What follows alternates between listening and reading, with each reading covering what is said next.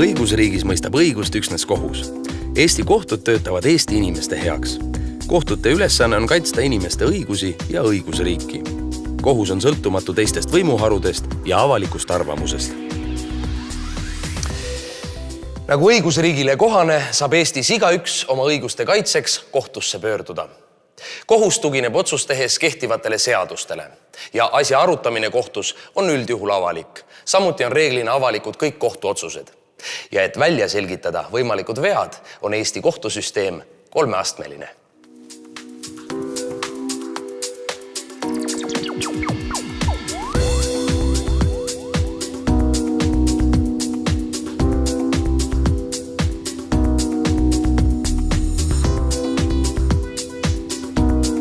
Tsiviilvaidlus puudutab eraõiguslikke küsimusi, näiteks pere, omandi ja võlasuhted. Avaldus esitatakse maakohtusse.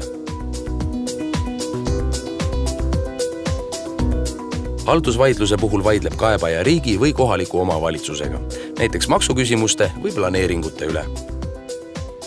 Avaldus esitatakse halduskohtusse. Kriminaal- või väärteoasjade puhul isik otse kohtusse pöörduda ei saa. Seda teeb politsei või prokuratuur. Siia alla kuuluvad näiteks vargus, röövimine, kelmus.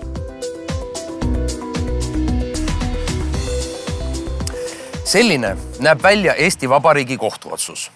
Ja kui teile nüüd tundub, et esimese astme kohus ei ole asja õigesti lahendanud, siis on võimalik pöörduda apellatsiooniga ringkonnakohtusse. Mõistagi peab kaebus olema põhjendatud. Näiteks kui üks vaidlevatest osapooltest leiab, et kohtunik on menetluses eksinud või ei ole lähtunud õigest seadusaktist. Samuti on võimalik, et on ilmnenud uusi asjaolusid.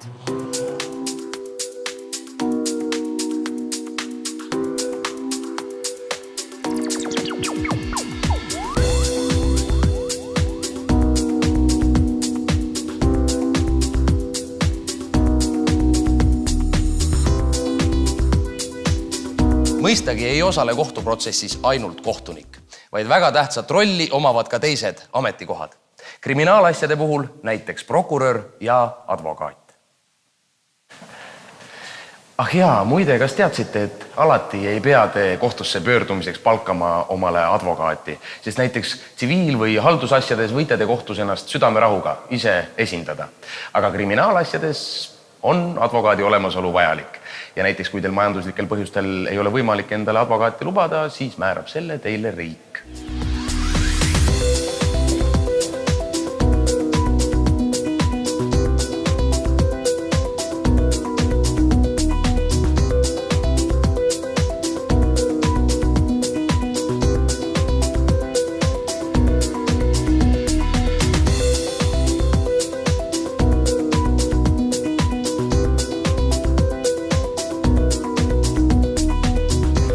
Siin Tartus Toomemäel asub Eesti Vabariigi Riigikohus. Riigikohtusse jõuab vaid väike osa kohtuvaidlusi. Riigikohtusse esitatud edasikaebust nimetatakse kassatsiooniks ja kõrgeimasse kohtusse on võimalik edasi kaevata vaid ringkonnakohtu lahendeid. Samuti kuulub Riigikohtu ülesannete hulka kontrollida, et kõik teised seadused oleksid Eesti Vabariigi põhiseadusega kooskõlas. Riigikohtu otsus on lõplik ja seda edasi kaevata ei ole võimalik.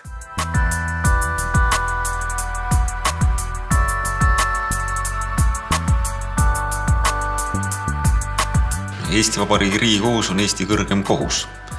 See tähendab, et Riigikohus vaatab 3. astmes läbi tsiviil-, kriminaal- ja haldusasju ja ühtlasi on Riigikohus põhiseaduslikkuse järelevalvekohus, mis tähendab seda, et me lahendame ka taotlusi õigusaktide põhiseaduspärasuse kontrolliks. Ja sellest tulenevalt on Riigikohtus ka vastavad kolleegiumid. Tsiviil-, kriminaal- ja halduskolleegium ja põhiseaduslikkuse järelevalvekolleegium. Tähele tuleb panna ka seda, et tavalistes asjades on Riigikohtu tähtsam ülesanne kohtupraktika ühtlustamine, mis tähendab seda, et Riigikohus kõiki asju menetlusse ei võta, vaid me eelnevalt otsustame, millised on need kaasused, mis vajavad põhimõttelisema tähtsusega otsustust Riigikohtu poolt ja sellest tulenevalt Riigikohtusse edasi kaebamine on küll kõigile võimalik, aga Riigikohus mitte kõiki kaebusi ei menetle. Riigikohus koosneb siis 19 kohtunikust sealhulgas Riigikohtu esimees. Ja need kohtunikud on kõik siis tunnustatud juristid, valitud oma erialase pädevuse parimate kaanonite järgi. Riigikohus tegutseb jagatuna siis 3 alalisse kolleegiumisse. Nendest kolleegiumitest kõige suurem kolleegium, nagu tsiviilühiskonnale kohane, on tsiviilkolleegium, mis koosneb 7 kohtunikust, seejärel kriminaalkolleegium 6 kohtunikuga ja kõige väiksem nendest kolleegiumitest on halduskolleegium, kuhu kuulub siis 5 Riigikohtu liiget. Ja lisaks alalistele kolleegiumitele tegutseb Riigikohtus siis ka põhiseaduslikkuse järelevalve kolleegium, mis moodustatakse eelnimetatud kolleegiumi liikmetest tähtaegselt. Ja tema ülesandeks on siis lahendada põhiseaduslikkuse järelevalve vaidlusi. Põhiseaduslikkuse järelevalve tavaliselt väga paljudes riikides on lahendatud eraldi põhiseaduskohtu kaudu, mis on siis lahutatud kõrgemast kohtust. Eestis Riigikohus ühendab need funktsioonid endas, ehk me oleme üheaegselt siis kõrgem kohus kõigis kohtuasjades pluss põhiseaduslikkuse järelevalve kohus. Ja kui ta tuvastab, et need õigusaktid ei ole põhiseadusega kooskõlas, siis on Riigikohus ainus kohtuinstants Eestis, kellel on ka pädevus õigusakt tunnistada kehtetuks, mis tähendab siis seda, et seda vastavas osas enam ei ole olemas. Ja sel põhjusel nimetatakse teinekord ka põhiseaduskohut negatiivseks seadusandjaks.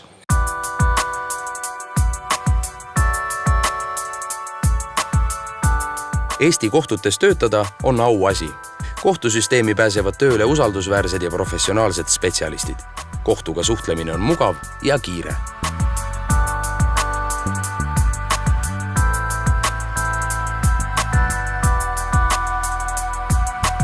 Nagu e-riigile kohane, pööratakse ka kohtutes suurt tähelepanu infosüsteemide arendamisse. KIS, tänapäevane infosüsteem, on kohtute igapäevane tööriist. E-toimik, mugav infovahetus kodanikule temaga seotud kohtuasjades.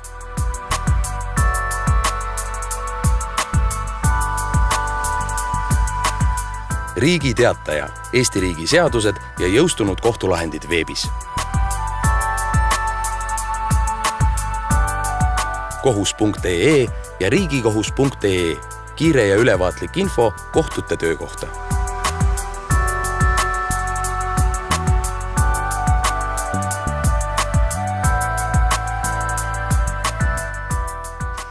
Kohtunikuamet on missioonitundega amet. Kohtunikuks võib nimetada Eesti Vabariigi kodaniku, kes omab õigusteadustes vähemalt magistrikraadi, oskab vabalt eesti keelt ja on kohtuniku tööks sobivate võimete ja isikuomadustega. Seega valitakse kohtunikeks vaid targad ja tunnustatud juristid. Kohtunik ei saa pidada muid ameteid ega kuuluda ühendustesse või parteidesse, vaid nii tagame sõltumatu õiguse mõistmise.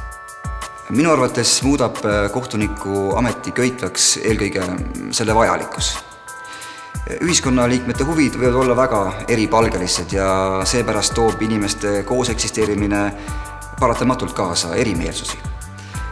Et ei maksaks rusikaõigus ja ei valitseks omakohus, on tsiviliseeritud ühiskondades selle liikmed usaldanud konfliktide rahumeelse lahendamise riigi hoolde. Ja seda riigi ülesannet täidavadki sõltumatud ja erapooletud kohtunikud. Kohtuvõim eksisteerib meie kõigi jaoks. See tähendab, et igaüks peab saama kohtus oma õigused jalule seada ja leida abi ülekohtu vastu. See muudab kohtunikuameti vastutusrikkaks ja seepärast peab iga kohtunikuks saada soovija olema kõrge kvalifikatsiooniga jurist ning terava mõistusega kõlbeline inimene, kes on siis võimeline kandma vastutust õigusriigi korrakohase toimimise eest. Kohtunik ei tööta ainult kohtusaalis. Väga oluline on osapoolte lepitamine ja kompromissi leidmine juba enne kohtuistungit. Tänapäeva pidevalt muutuvas keskkonnas on ka järjepidev enesetäiendamine osa kohtuniku tööst.